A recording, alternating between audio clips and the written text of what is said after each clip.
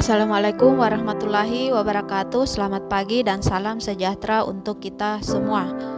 Pada kesempatan ini saya akan memaparkan aksi nyata modul 1.2 nilai dan peran guru penggerak. Bersama saya Rahli Hafni, calon guru penggerak angkatan 6 Kabupaten Tojo Una-Una, Provinsi Sulawesi Tengah.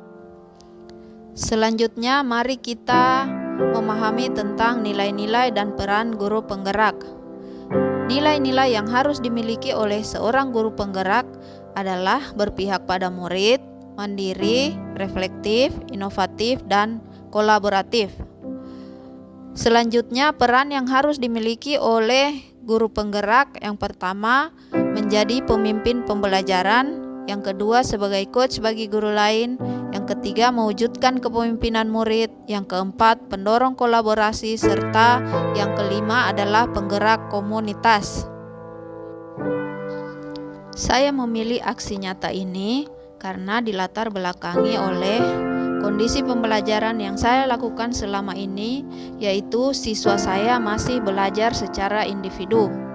Sementara kondisi yang seharusnya siswa diajarkan atau diarahkan untuk bekerja sama atau berkolaborasi dalam menyelesaikan masalah. Sesuai dengan rencana aksi yang telah saya buat pada refleksi 4P di bagian koneksi antar materi modul 1.2 mengenai pengembangan diri sederhana, konkret dan rutin serta dapat dilakukan sendiri dari sekarang. Mulai saat ini saya bertekad untuk selalu mengarahkan siswa saya bekerja sama dalam kelompok untuk menyelesaikan masalah dalam pembelajaran, khusus untuk kelas 7. Setelah menetapkan aksi nyata yang akan saya lakukan, maka saya membuat langkah-langkah aksi nyata saya. Langkah yang pertama, menyiapkan alat dan bahan yang dibutuhkan. Langkah yang kedua, mendesain model pembelajaran kooperatif atau berkelompok. Langkah yang ketiga, implementasi pembelajaran kooperatif di dalam kelas. Kemudian langkah yang terakhir adalah refleksi pembelajaran. Kemudian kita ke langkah yang pertama, yaitu menyiapkan dan memastikan semua alat laptop printer berfungsi dengan baik. Kemudian menyiapkan bahan-bahan kertas.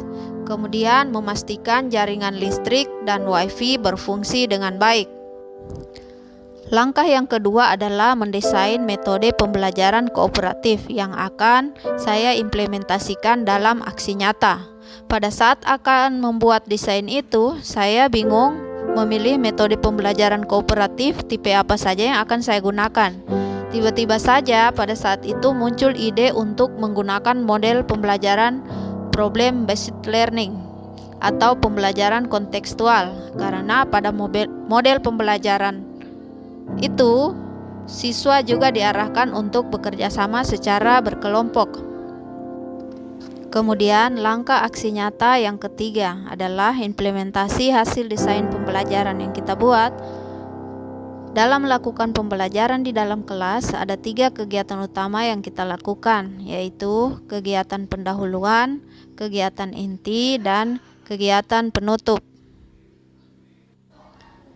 Pada kegiatan awal kami semua melakukan doa, lalu saya memberi apresiasi, motivasi, dan menyampaikan tujuan pembelajaran yang akan kita capai pada hari ini kepada siswa saya.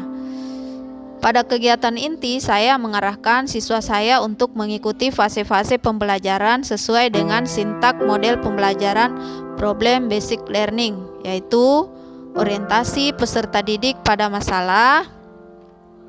Saya menyampaikan masalah yang akan dipecahkan secara berkelompok. Yang kedua, mengorganisasi peserta didik untuk belajar. Pada fase ini, saya mengarahkan mereka untuk duduk berdasarkan kelompok yang sudah diatur sebelumnya dan memastikan setiap anggota kelompok memahami tugas masing-masing. Fase yang ketiga adalah membimbing penyelidikan individu atau kelompok. Saya memantau keterlibatan siswa saya dalam pengumpulan data.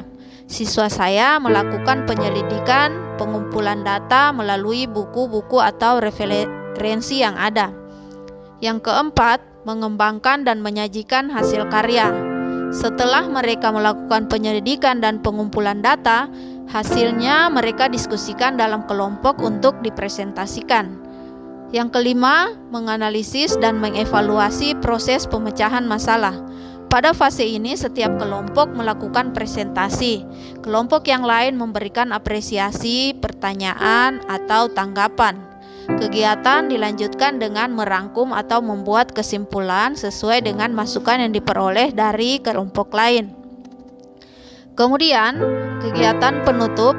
Pada kesempatan ini, saya meminta siswa saya untuk merangkum materi yang telah dipelajari dan menutup dengan doa dan salam. Langkah yang terakhir dalam aksi nyata ini adalah refleksi. Dalam hal ini, saya merefleksikan seluruh kegiatan pembelajaran saya serta kaitannya dengan nilai dan peran guru penggerak. Dari kegiatan itu, saya menemukan adanya kelebihan, kekurangan, dan dampak positif serta rencana ke depan, termasuk cara mengatasi kekurangan dalam pembelajaran saya. Saya menemukan beberapa kelebihan dalam menerapkan aksi nyata saya kali ini, yaitu pada saat menerapkan metode pembelajaran kooperatif, kelebihan itu antara lain: 1. Saya sudah membiasakan diri untuk meminimalisir kebiasaan lama saya, yaitu memberi penjelasan sedetail-detailnya pada siswa. Saya seperti seorang yang sedang mentransfer energinya kepada siswa saya. Dalam hal ini, saya telah menerapkan nilai berpihak pada murid dan menjadi pemimpin pembelajaran. Yang kedua, melatih siswa untuk bertanggung jawab pada tugasnya masing-masing. Ini sesuai dengan nilai berpihak pada murid sekaligus peran mewujudkan kepemimpinan murid. Melatih siswa bekerja sama sebagai wujud dari peran sebagai pendorong kolaborasi. Yang keempat, melatih siswa untuk melakukan presentasi dan diskusi. Ini sesuai dengan peran mewujudkan kepemimpinan murid. Kemudian yang terakhir adalah sebagian besar siswa telah aktif dalam kegiatan pembelajaran. Dalam hal ini, siswa merasa bahwa mereka dilibatkan dalam proses pembelajaran. Adapun kekurangan yang saya temukan dalam pembelajaran ini yaitu yang pertama, model pembelajaran yang saya pilih memakan waktu yang cukup lama sehingga tidak semua kelompok melakukan presentasi terhadap hasil kerja mereka. Yang kedua, ada sebagian siswa yang masih enggan untuk mengeluarkan pendapatnya. Yang ketiga, masih ada siswa yang kurang aktif dalam proses pembelajaran. Yang keempat, tidak memberikan soal evaluasi untuk mengetahui sejauh mana pemahaman siswa terhadap materi yang telah dipelajari. Dampak positif yang saya dapatkan adalah saya merasa tidak terlalu capek dalam menjelaskan materi karena mereka saling membantu sesama anggota kelompok. Saya sudah berhasil melatih siswa untuk berkolaborasi. Kemudian, rencana ke depan yang akan saya lakukan adalah menyediakan waktu yang luas jika menerapkan model pembelajaran ini. Lebih fokus melatih siswa yang kurang aktif dan masih enggan untuk mengeluarkan pendapatnya. Kemudian, rencana ke depan yang akan saya lakukan adalah menyediakan waktu yang luas jika menerapkan model pembelajaran ini. Lebih fokus melatih siswa yang kurang aktif dan yang masih enggan untuk mengeluarkan pendapatnya.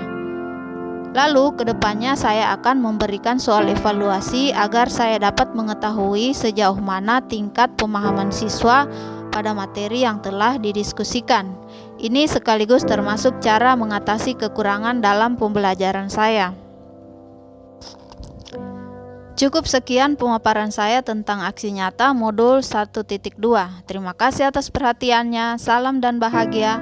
Assalamualaikum warahmatullahi wabarakatuh. Salam guru penggerak.